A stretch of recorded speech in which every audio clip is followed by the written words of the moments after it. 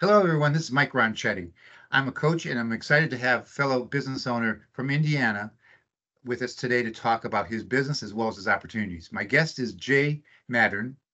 He's CEO of Villing+Company, and he's based in South Bend, Indiana.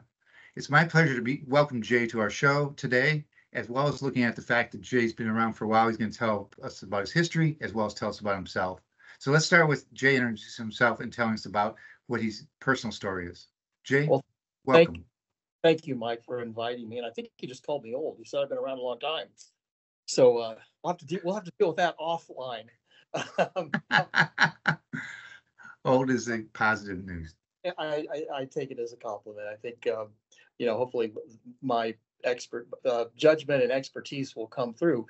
But what I hope everyone will learn is what I know is the reason I know what I know is because I've made a lot of mistakes and learned how to do it right. So that's going to be my main message is look, it's don't be afraid to make a mistake. Don't be afraid to fail. It points you in the right direction towards success.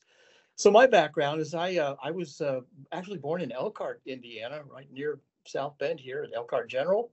Grew up in Wabash. I'm a Hoosier. I've lived here all my life. I have had stints in Ohio and a couple other states, but always come back to Indiana. And started a staffing company in 1987 with two other family members in Elkhart, Indiana, and grew that rather substantially over a period of time and ended up selling it to a foreign French-based staffing company. That was in 2011. And then I stayed on as the CEO through the end of December 2019. I thought I had retired, but then I got a call a month later from Tom Villing, who's was one of the original founders of Villing+Company, the company I now own. Uh-huh. And he knew that I had retired, but he said, well, he called me and he said, Jay, I know you've just retired, but I'm getting ready to retire too. And I think you should buy my business. This would be a great opportunity for you. And so, long story short, we ended up working through some of the details, and I closed the deal on March the 1st, 2020. So that's kind of how I ended up in marketing away from staffing. Okay. Let me kind of understand the nuance here. So you're in staffing most of your career until the next generation career. Is that right? Absolutely. The funny thing about marketing company now, we also provide marketing solutions back to the staffing firm or staffing industry. So I still haven't closed that door. It's just doing it a little different. I'm doing it from the other side of the desk now. That's fantastic to have that insight and help clients out with a lot of knowledge that you already bring to the table. Right. Yeah. So I kind of interrupted you as far as your sequence of events. You end up saying yes. You raise your hand, said, "I want to buy this company. I'll work with you." Tell me about how that came about in the sense of was it a easy transition or exchange a little bit of information? How did that all work out? Well, first of all, it's important for everyone to know that Villing+Company was actually my marketing partner while I was still running the staffing company. So that's how I knew Tom and his team. And they had done a fantastic job for me in a number of things, did some branding work for us, rebuilt several of our websites. And so I came to know that group really well. So I had that insight already. I also had experience in M&A with my staffing company, and had made some acquisitions, small and large. So I wasn't, afraid of doing a deal with Tom, and had a lot of experience putting deals together. And actually, this one was a lot simpler than some of the ones I did with my staffing firm. So I had that inside knowledge, and it really was rather simple and rather easy. It took us a couple months to put it all together, but it all worked out just fine. Well, fantastic. I mean, it sounds like a situation where you had the confidence, obviously, of your industry, as well as confidence of buying something that you trusted already, because they're obviously your vendor in this case, your partner, and then obviously you also had the understanding of mergers and acquisitions where you weren't delegating that away. So you knew with Tom being a very locally established institution of knowledge that you could have a win-win out of that almost starting day one. Is that right? Absolutely. And again, the thing that I was really impressed with was the team here that came with the acquisition. That's really was the most important part. I mean, it's one thing to have a marketing firm, but if you don't have marketing professionals that can drive the services and solve the client's problems, you really don't have anything. And that was the most impressive part, was the team that came along with it.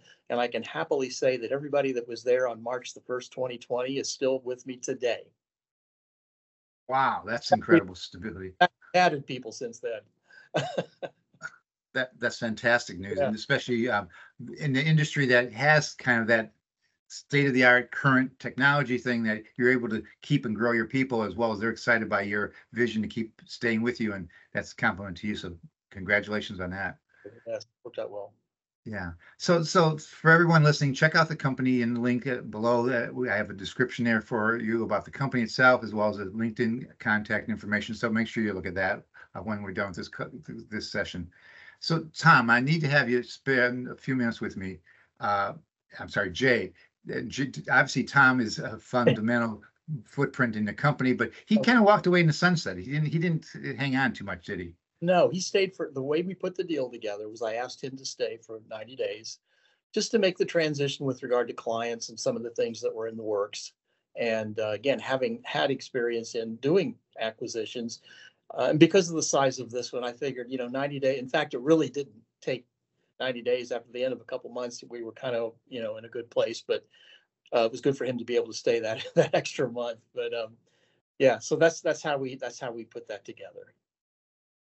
Fantastic. Are you in a situation where you can share a story or two of someone who maybe pushed you or inspired you, where you're at a point where saying, "Hey, I can do this," but more importantly, is I can make it a win-win? Because obviously you didn't sit back on the sidelines. You jumped back in that personnel world pretty quickly, didn't you?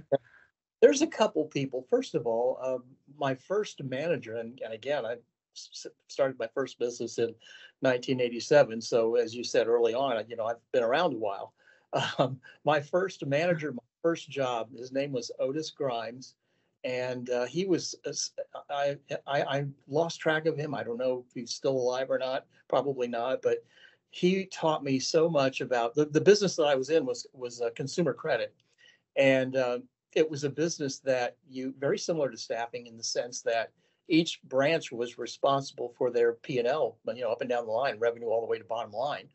Oh, And so he taught me a lot about how to read a financial statement and a P&L and L and how to make sense of that. And more importantly, watching him taught me a lot about how to deal with people and how to manage people and how it's there's not one size fits all. He treated us all differently, and the funny thing about it was, he treated us, he met us where we needed to be, each person in that business, and I learned a lot from him. The second man I would say is my father-in-law, William Wilkinson, who is one of the partners of our staffing business. He was a senior executive with an agribusiness firm before he left there, and helped the other two, the three of us start this staffing business. And he was very instrumental again in teaching more about how to interpret financial statements, how to really grow a business. And when I say grow, there's really two parts to growing a business. There you can organically grow a business, but then there's a point where you have to scale that business. It's kind of like crossing a bridge. You can go all the way to the edge of the water, but you can't go any further unless you cross the bridge to get to the other side.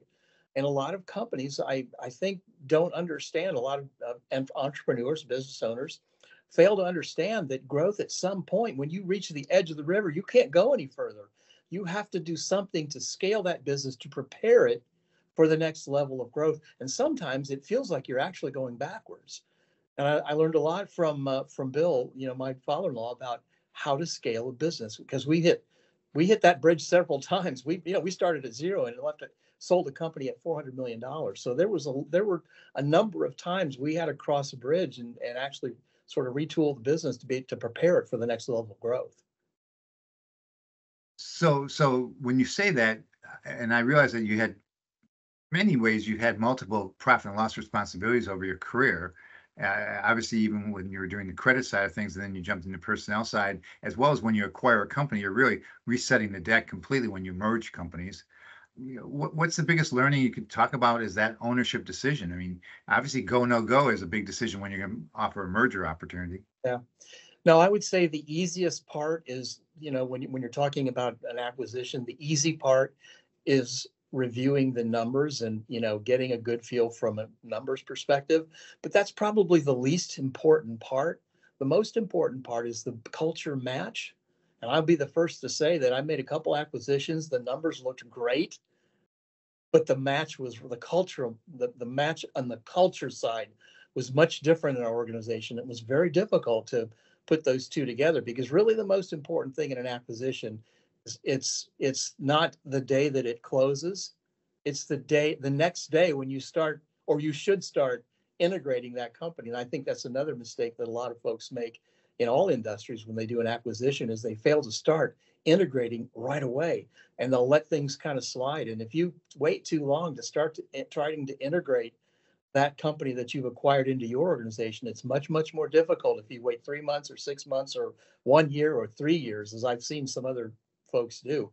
It's the most important thing is celebrate the day that it closes and then start integrating the next day. And when you say that, did you feel that you ever had a gotcha moment saying, boy, if I could do it over? Or is that, no, you've been fortunate enough to avoid those? Well, no, actually, that's how I learned we should have started the integration on day one. Wait, I did a deal where we didn't start integrating right away. Everybody was happy, and I felt good, and the CEO on the other side felt good, and we thought we understood exactly what we needed to do, and yet, 90 days, 6 months down the road, I can't recall. It was less than a year, but didn't really start doing anything until 3, 4, 5, 6 months down the road. And by that time, it was a little challenging, because the other guy on the other side was like, well, you've left me alone this long, why are you messing with me now?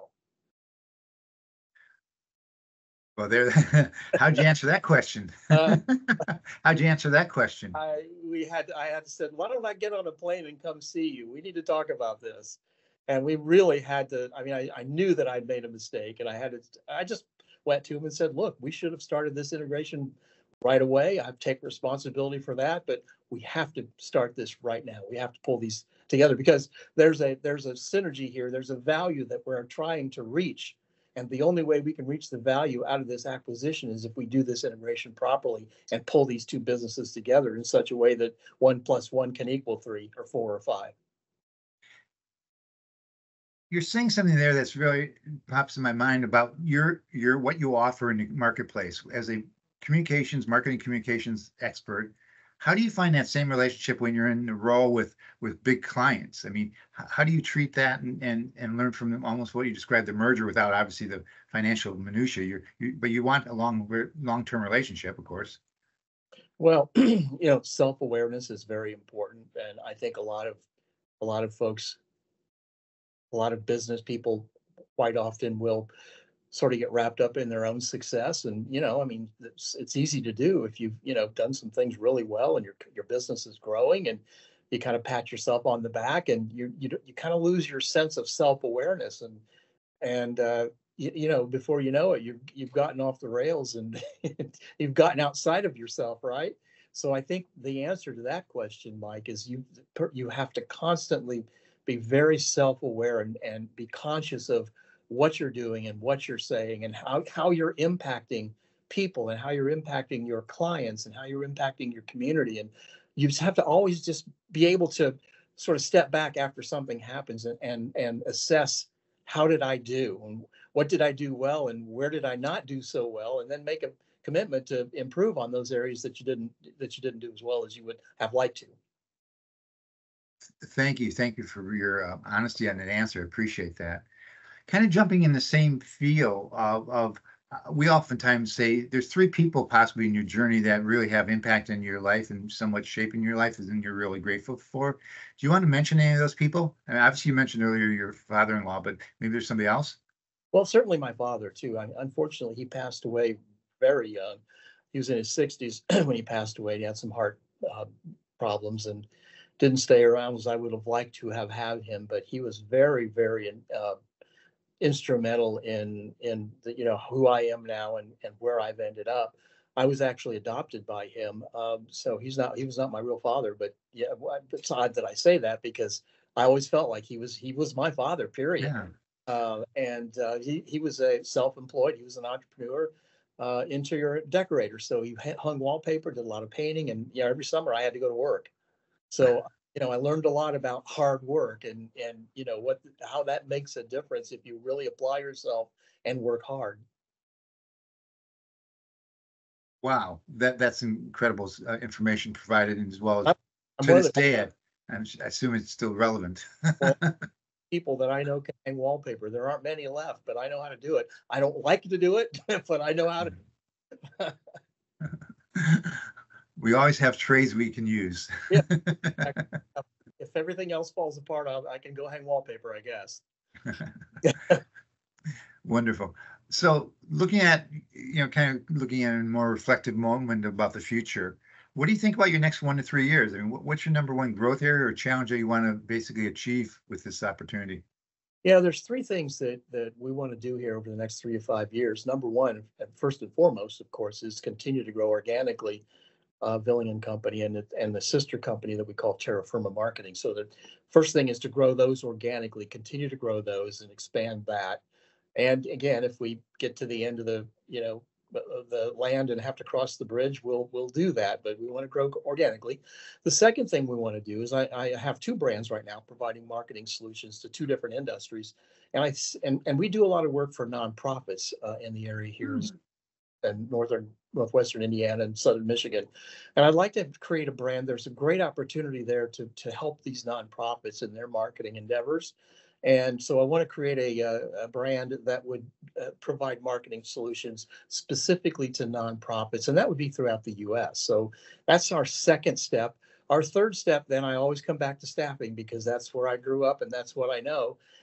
So the third part of the equation here is I want to be able to provide fractional marketing people, staff members for clients, temps, if you will, for clients who need marketing professionals, not just in staffing, but in any industry. So those are the three things that we're working on that we'd like to see happen, say, in the next 5 years. Those are ambitious as well as possibly very doable for you. So exciting, very, We'll very doable. Thank you. We happen at Action Coach have a kind of a legend group, a gentleman who passed away a couple of years ago, Jim Rome. He's considered in our industry one of the best deep thinkers as well as communicators in the arena of trying to help small businesses grow. And that's what our mission here is, obviously in the area.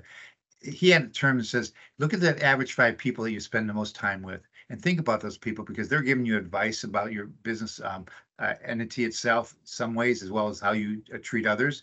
Do you have any thoughts about that? Yeah, I think there's two things. Number one, I probably have a lot more than five that can provide good input. I mean, I'm Mhm. dealing with clients throughout the United States and on my staffing in the staffing marketing services that we're providing. So there are a lot of folks that I interact with, and it's not always me telling them what I think; it's them telling me as well. So I get a lot of feedback that way. I think the second thing, though, is that, and you're stating it very positively, and that's great. These five people who impact you positively. There's also people, though, who you listen to that you realize that's not good for me, or that's not the right direction to go, or I hadn't thought about that, but I'm glad I'm not doing that. So there are influential people on the plus side that can help you, go the right direction. There's also people that you can listen to who prevent you from falling off the rails.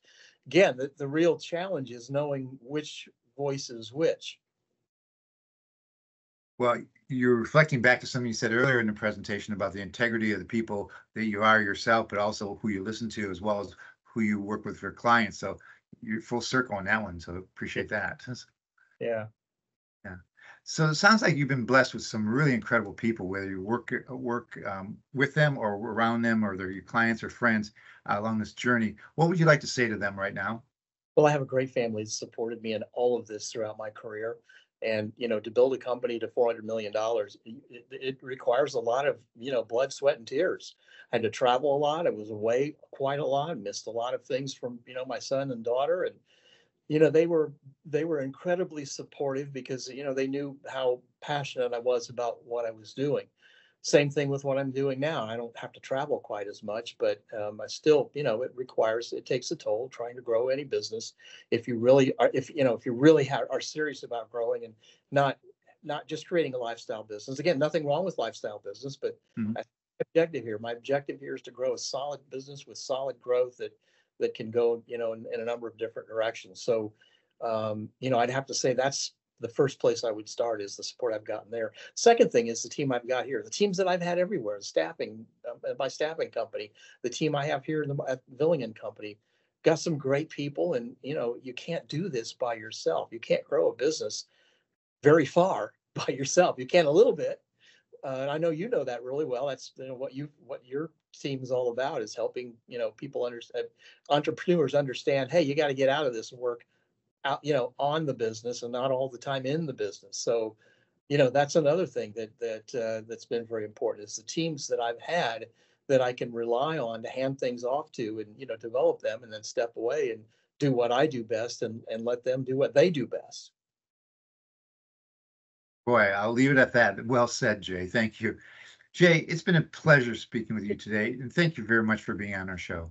Thank you very much, Mike.